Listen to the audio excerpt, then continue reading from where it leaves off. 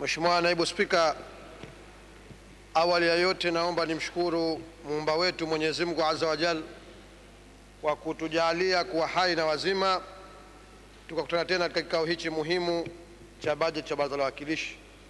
Nikushukuru na wewe Mheshimiwa Naibu Spika kwa kunipa nafasi hii na mimi kutoa mchango wangu. Na vile vile Mheshimiwa Naibu Spika, naomba uniruhusu nimshukuru na kumpongeza Mheshimiwa Waziri wa Nchi Ofisi ya Rais, Fedha, Uchumi na Mipango ya Maendeleo, mpiga kura wangu Mheshimiwa Omar Yusuf Mzee, kwa kuwasilisha bajeti yake hapa vizuri na kwa ufasaha mkubwa. Mheshimiwa Naibu Spika, kama tulivyoelezwa katika semina mbalimbali ambazo ofisi yako imejitahidi kutufanyia, kwamba bajeti kimsingi ni ofisi ya, ni mpango wa mapato na matumizi. Tunakusudia kukusanya kiasi gani na tumepanga kukitumia vipi? Mheshimiwa Naibu Spika, kama ningeambiwa nifanye mpango mzuri kwa mimi ambao si mchumi, ningesema basi njia zake mbili za kuhakikisha mafanikio, kwanza ni kukusanya na kudhibiti mapato, na pili ni kuchunga matumizi. Mimi ningesema hivyo.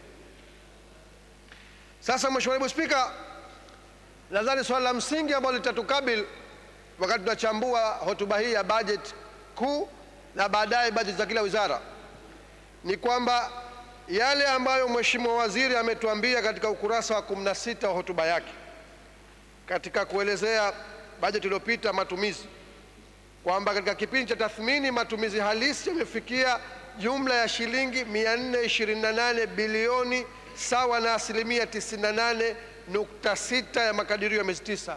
Basi tuione tija yake. Hizi bilioni 428 fedha za walipa kodi wa Zanzibar, tuzione tija yake Mheshimiwa Naibu Spika. Lakini wakati nasema kwamba kimsingi bajeti tunavyoambiwa ni mpango wa mapato na matumizi, na nikaitafsiri kwamba madhumuni yake ni kukusanya na kudhibiti mapato kwa upande mmoja na kwa upande wa pili kuchunga matumizi, mimi ningetegemea vile vile ili kufikia kuongeza mapato na kwa hivyo pia kuongeza matumizi kwa faida ya wananchi wa Zanzibar, basi bajeti vile vile iwe inaakisi dira ya nchi, vision.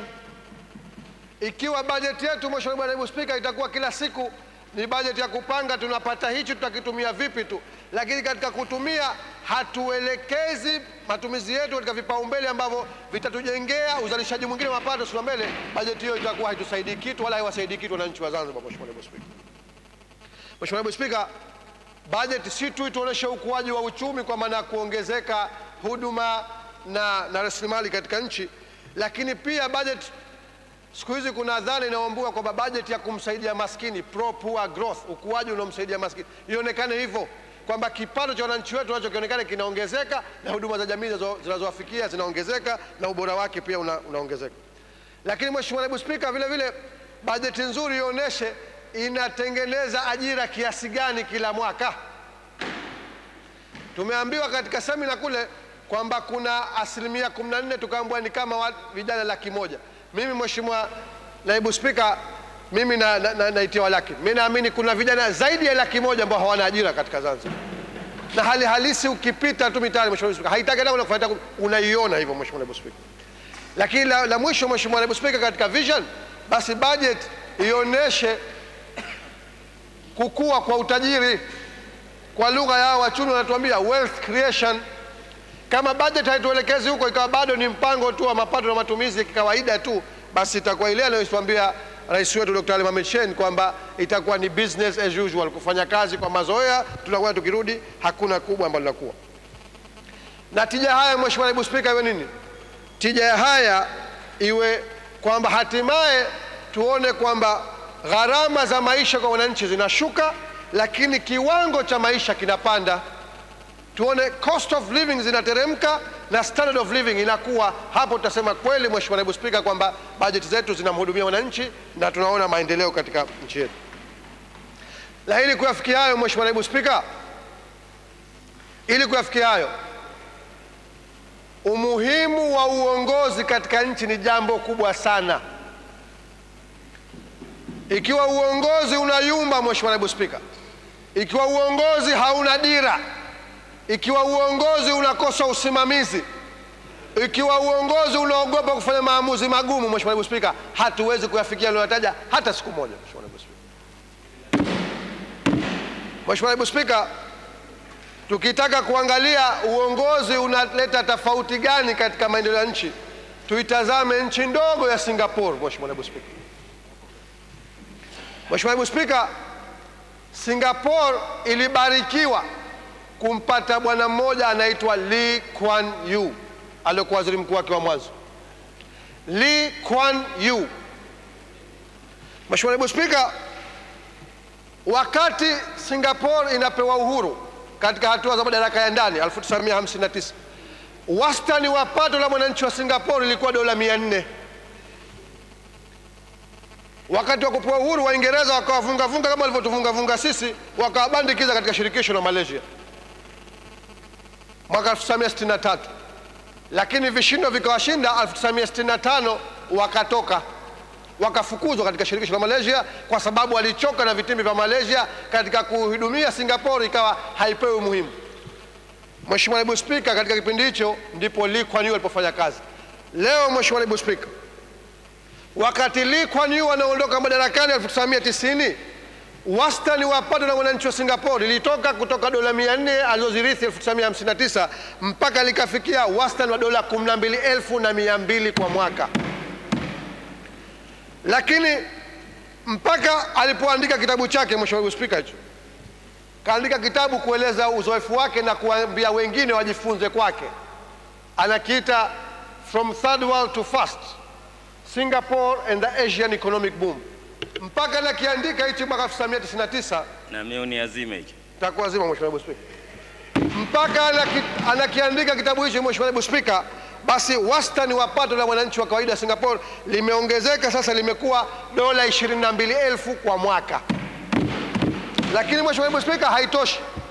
Jana nimekwenda kuangalia katika mtandao, na nayo hapa kutoka katika website ya CIA, wanaweka kila nchi pale. Mwaka 2012, Mheshimiwa Naibu Spika, wastani wa pato la mwananchi wa Singapore limefikia $61,400 kwa mwaka. Hiyo ndo leadership, Mheshimiwa Naibu Spika. Ukiligawa hili kwa pato la mwananchi, utajua kwamba kiasi kwa nini wananchi wa Singapore waishi katika maisha wanaoishi pale.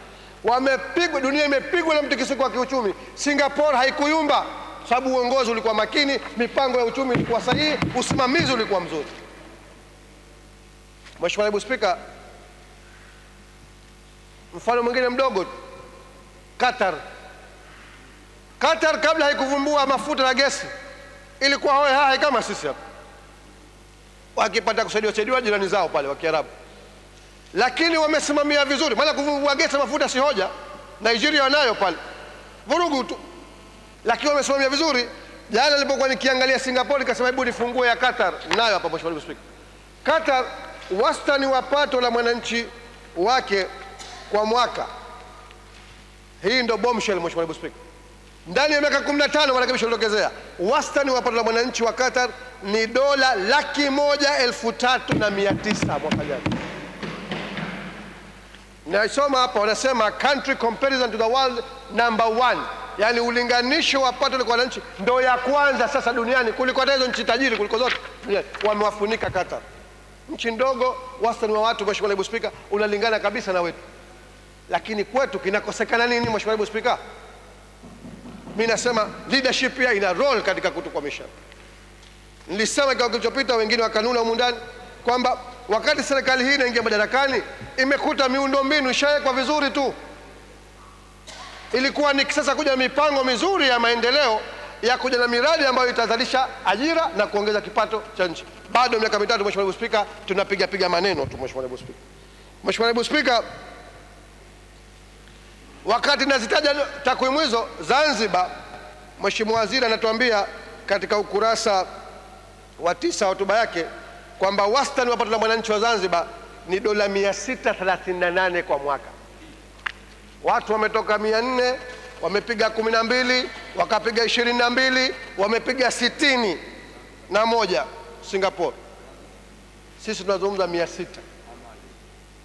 Na Singapore ana mafuta. Mheshimiwa Spika, katumia vizuri nafasi yake, strategic location, kaja na sera za kuvutia uchumi, uwekezaji na biashara. Singapore imepiga hatua.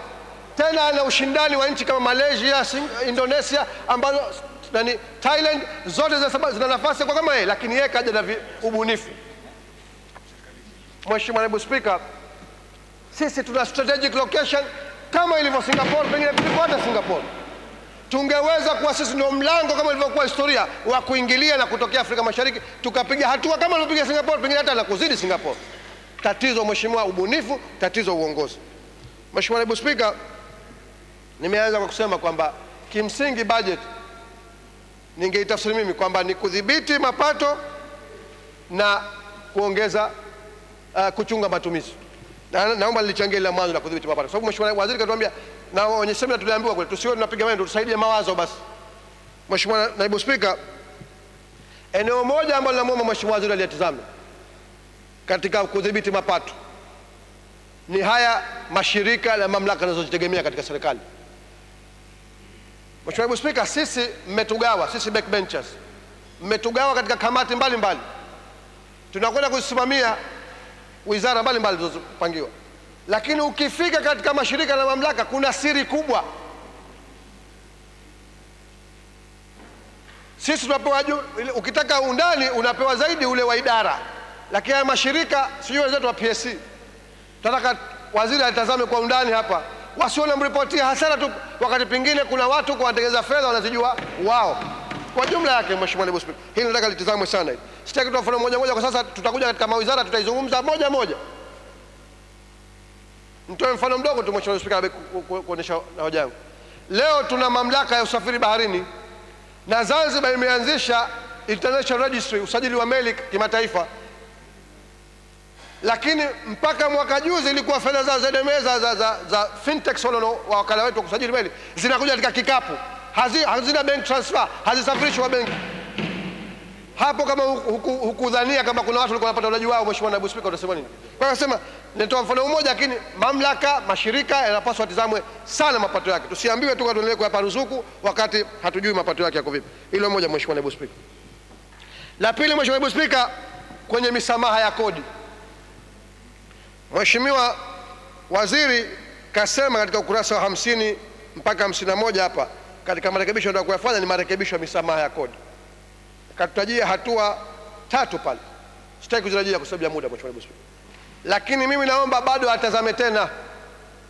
Mheshimiwa Naibu Spika, watu wanatumia vibaya sio haya maeneo aliyowataja yeye tu. Na itazame wizara yake. Kuna watu wana maslahi gani? Mheshimiwa Naibu Spika, magazeti haya ya tarehe 13 Juni tena yote mawili ya serikali. Una gazeti la Kiingereza hili Daily News na la Kiswahili chake Habari Leo. Yameripoti, nitalisoma hili la Kiingereza limesema big 27 billion cement tax rip-off. Katika Kiswahili imetafsiriwa waagizaji saruji waimaliza nchi. Watoa makadirio ya chini ya bidhaa waagizazo ni kampuni 3 kubwa zilizojichimbia Dar Zanzibar. Taifa laingia hasara mabilioni kwa miezi mitatu. Ingekuwa sikuchelea muda ningeisoma hii taarifa Mheshimiwa Naibu Spika. Lakini kwa kifupi hapa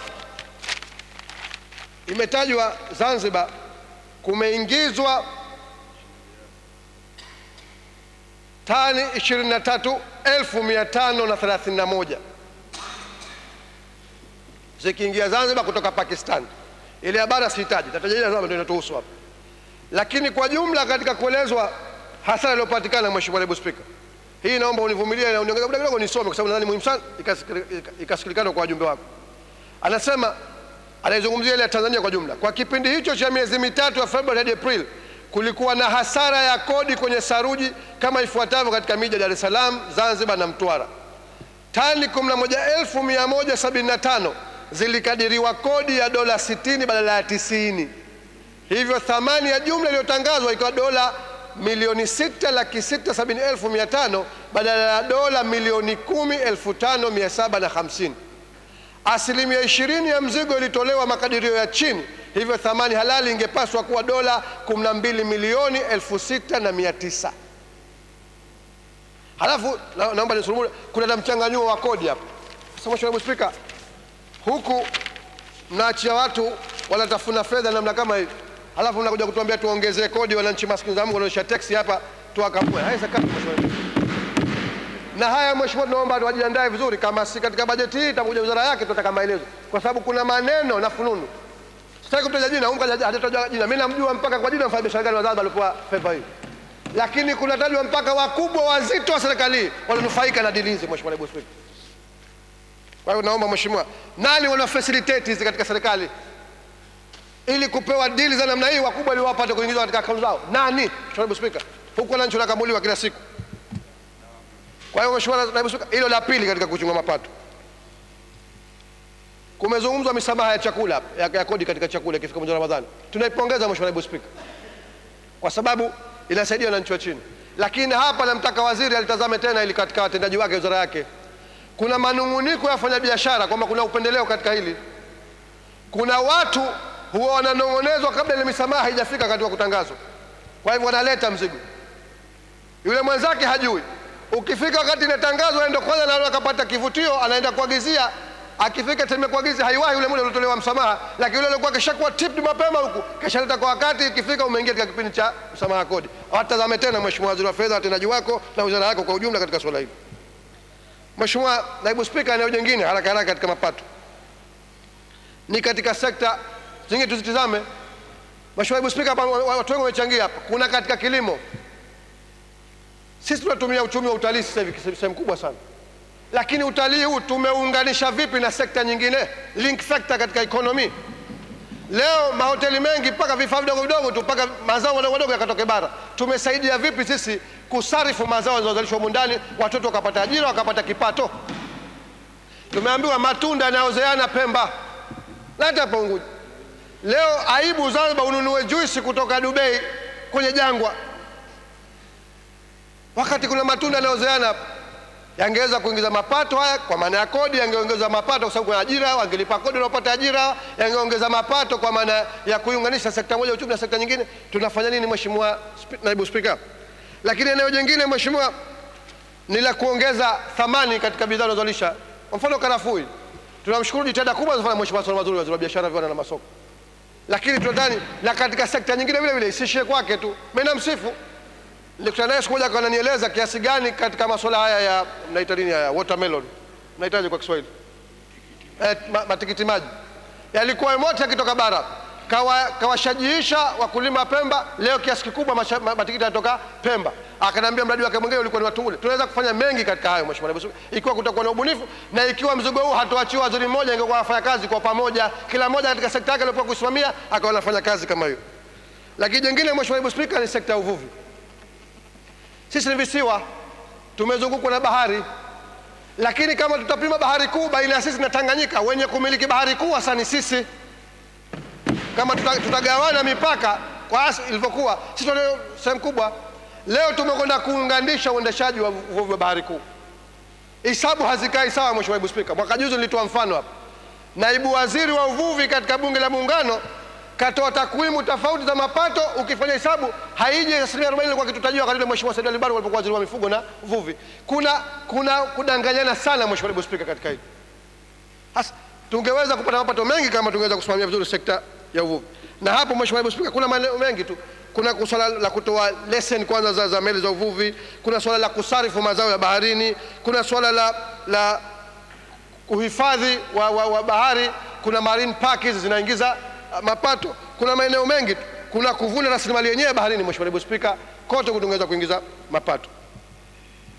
Lakini vile vile Mheshimiwa nilisema mapema kwamba bajeti makini ingekuwa inatuelekeza katika kuunda miradi ambayo hatimaye itaifungua nchi kiuchumi.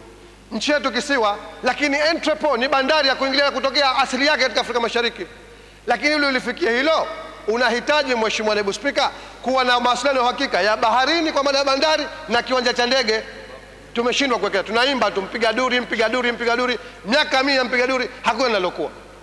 Mwaka jana mimi na Mheshimiwa Hamza tulimwambia Mheshimiwa Waziri wa Fedha, kwamba ikiwa nyewe mmeshindwa, labda mtutume sisi tukatafute huyo mtu akuja kufanya PPP, public private partnership na serikali, tupate mwekezaji katika mradi wa Mpiga Duri. Tumechelewa. Wenzetu wa Tanganyika wanatupenda sana, wanatengeneza bandari ya Bagamoyo, wamepeleka mradi ule kwa China, sio tumetiwa kapuni mpaka leo. Wanatupenda sana Mheshimiwa Naibu Spika. Lakini airport ile pale haina vision kabisa Mheshimiwa Naibu Spika. Kwa hiyo nasema haya ni maeneo ambayo lazima tuyatazame. Mheshimiwa Naibu Spika, nimalizie nukta moja katika mapato. Hii nataka nimtahadharishe Mheshimiwa Waziri wa Fedha aichunge sana. Kuna taarifa kuhusu kampuni ya Zantel ambayo ni mlipa kodi anayeongoza Zanzibar, kwamba kuna mkakati wa kumhamisha hapa kwa sababu ya interest au maslahi ya baadhi yetu. Hapa serikali kwa mwaka Mheshimiwa Waziri wa Fedha wanapata bilioni 21 kama kodi kutoka Zantel. Lakini Zantel, Mheshimiwa Naibu Spika, wanahisa wake ni serikali ya Zanzibar ambayo ina 18%, kampuni ya Miko ina 17% na Etisalatu ina 65%. Kwa mujibu wa hati yao, Memorandum of Understanding au Association, wanasema ili ufanye maamuzi unahitaji kuwa na hisa 75%. Manake Etisalat akijiunga na mmoja tu katika wawili waliobakia wadogo wadogo anaweza kufanya maamuzi. Sasa palifanyika mkakati Mheshimiwa, wakitumika baadhi yetu humu ndani, sikusudi ni Baraza la Kilishi ndani ya Zanzibar, wametumika kutaka kumkiuka Miko. Matokeo yake na yeye sasa anataka kulipia kisasi kwa Zanzibar, kutaka kufanya maelewano na Etisalat kufanya maamuzi ya kuihamisha hapa kuipeleka Zanzibar bara. Ikihamishwa makao makuu Mheshimiwa Naibu Spika, na wanao uwezo wakijiunga pamoja, manake hasa hizi kodi zinazolipwa bilioni 21 zitaishia Tanganyika kwa ndugu zetu wa damu, sisi tuendelea hapa kukujana kukamuana sisi wenyewe. Nataka nipate maelezo ya kina kwa sababu naambiwa kwamba hao hawaridhiki. Wamemtaja mmoja katika wajumbe wa bodi ambao wanahisi kama yeye ndio aliyoendea kinyume alipotaka kufanya maamuzi pamoja na Etisalat kwa niaba ya serikali ya Zanzibar. Tuambiwe ukweli katika swala hili Mheshimiwa Naibu Spika. Hayo Mheshimiwa Naibu Spika ni katika mapato ya ndani. Naomba sasa kidogo Mheshimiwa Naibu Spika nizungumzie mapato mengine ambayo tunakoseshwa.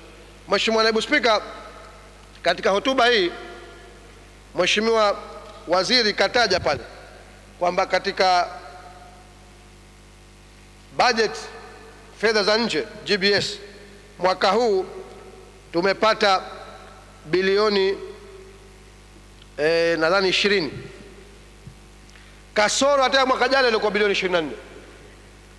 Sasa wenzangu walizungumza hapa Mheshimiwa Hija kwamba kuna kutokuingizwa fedha zetu za misaada ya kibajeti, general budget support, lakini vile vile na la pili kuna general budget support na kuna zile pay. Sasa Mheshimiwa Naibu Spika alikuwa anasema hebu waziri atuambie ukweli. Mheshimiwa Raza alitaja, Mheshimiwa Hija akarejea, na sisi tunaendelea kusema kwamba taarifa tulizonazo ni kwamba kwa muda wa miezi 3 mpaka 4 fedha iliyoambiwa ishafika makubaliano kwamba sasa kodi ya pay italetwa hapa haijaingia. Tuelezeni ukweli, mnatuficha nini? Mnaficha nini wananchi wa Zanzibar? Au ndio faida za muungano wa serikali mbili kuelekea moja hii Mheshimiwa Naibu Spika? Lakini Mheshimiwa Naibu Spika, katika GBS mimi nimeamua kufanya kazi ya ziada Mheshimiwa Naibu Spika. Nimekwenda kuitafuta hotuba ya bajeti ya Waziri wa Fedha Mheshimiwa Mgimwa wa Jamhuri ya Muungano, au anaoambiwa Jamhuri ya Muungano, maana mimi namuita Waziri wa Fedha wa Tanganyika. Nimeenda kutazama, nimechukua kurasa 3 tu Mheshimiwa Naibu Spika, ili Mheshimiwa waziri wetu atufahamu ninachokizungumza. Mheshimiwa anaripoti Waziri Mgimwa katika bunge misaada na mikopo ya nje yenye masharti nafuu. Anasema katika mwaka 2012-13 serikali ilikadiria kupata shilingi bilioni 842.5 kama misaada na mikopo ya kibajeti. Hadi kufikia Aprili 2013 serikali ilipata misaada na mikopo ya kibajeti ya shilingi bilioni 645.4 ambazo ni sawa na 77% ya makadirio ya mwaka. Kwa upande mwingine shilingi bilioni 443.4 zilipokelewa kupitia mifuko ya kisekta ikiwa na sawa na 107% ya makadirio ya shilingi bilioni 415.1 kwa mwaka.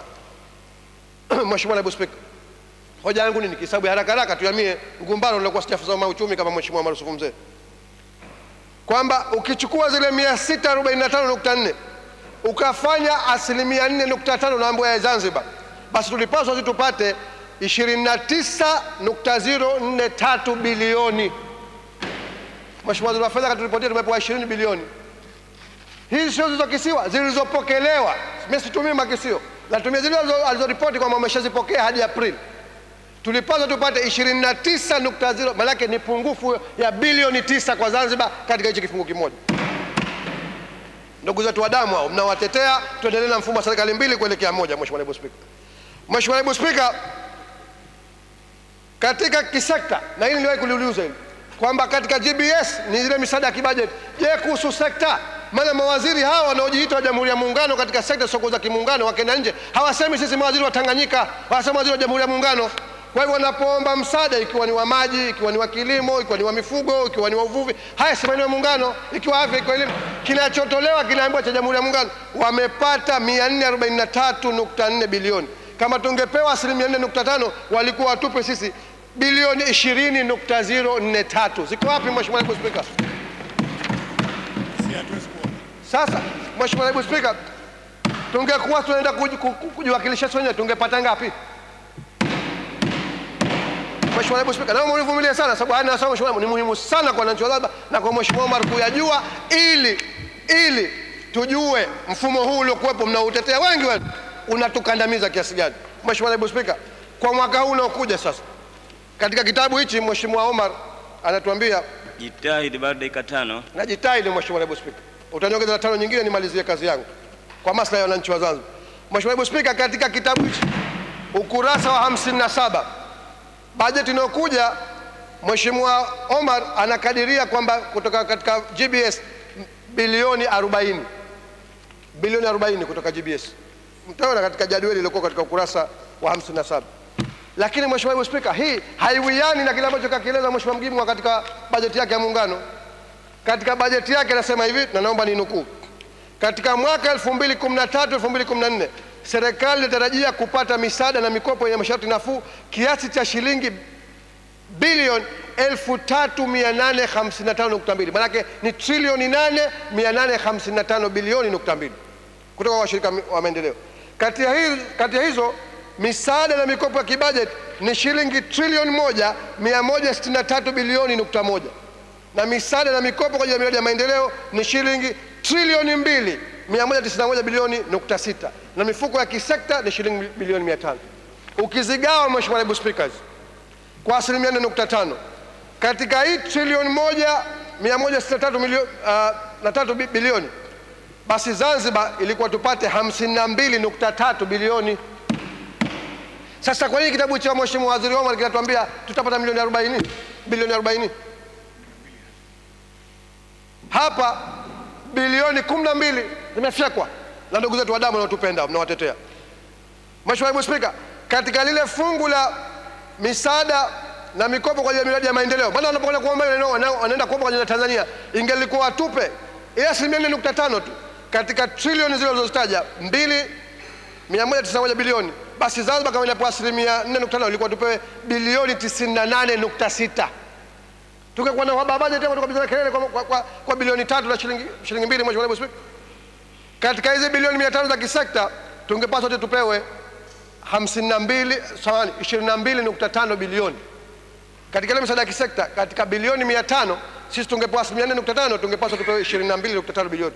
Kwa jumla Mheshimiwa Naibu Spika, kama kila mgao huu sio mapato ya ndani, haya tunatoka nje haya yanayokwenda kuomba kwa ajili ya Jamhuri ya Muungano, sisi tulikuwa tupate 163.4 bilioni.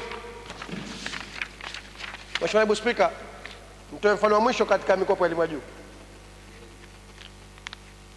Moja katika vipaumbele za bajeti ni kusomesha watoto wanaelimika, tujenge taifa walioelimika.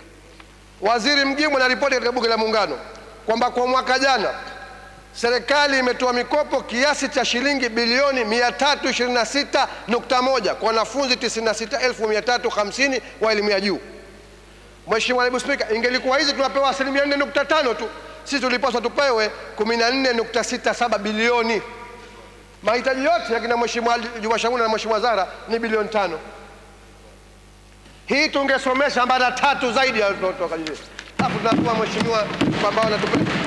Mheshimiwa Naibu Spika, Mheshimiwa Naibu Spika, nimalizie uzoniambia kwa dakika 5 nizokuomba yalobakia.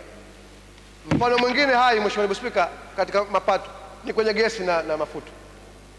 Kuna mapato yetu sisi katika mashirika haya TCRA, TCAA, TTCL, TPC, Postal, TPDC, mpaka sasa yote ni ya muungano haya. Tumehoji miaka, mimi nimeingia barazani mwaka wa 3 katika bajeti ya 3.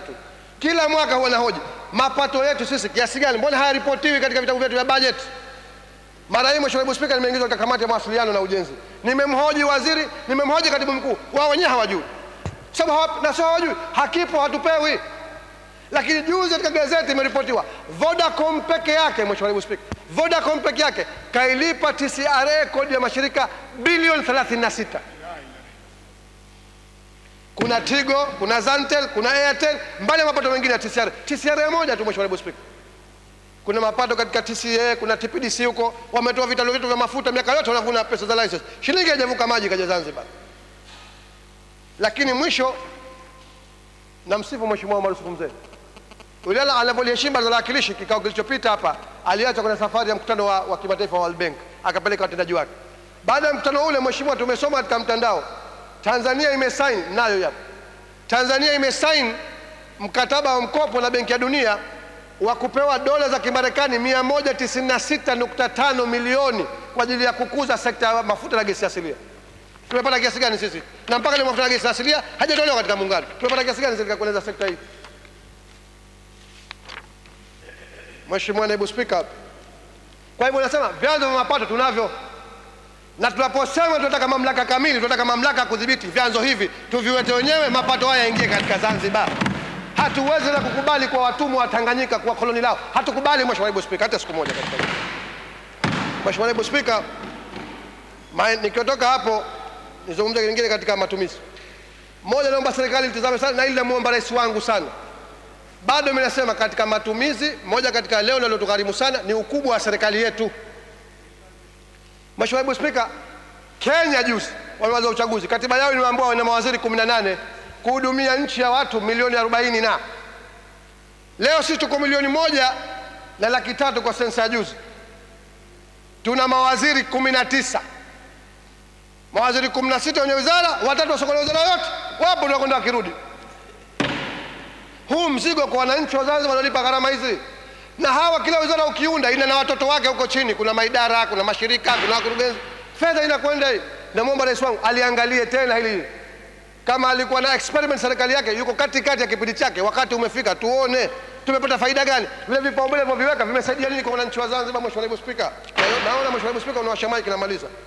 Mheshimiwa Naibu Spika, lakini jingine ambalo nataka kulizungumza liangaliwe ni kwenye maeneo ya rushwa. Bado kuna matumizi mabaya mengi serikali, sasa muda uliruhusu kutoa mifano, nitakuja kuizungumza katika wizara moja moja.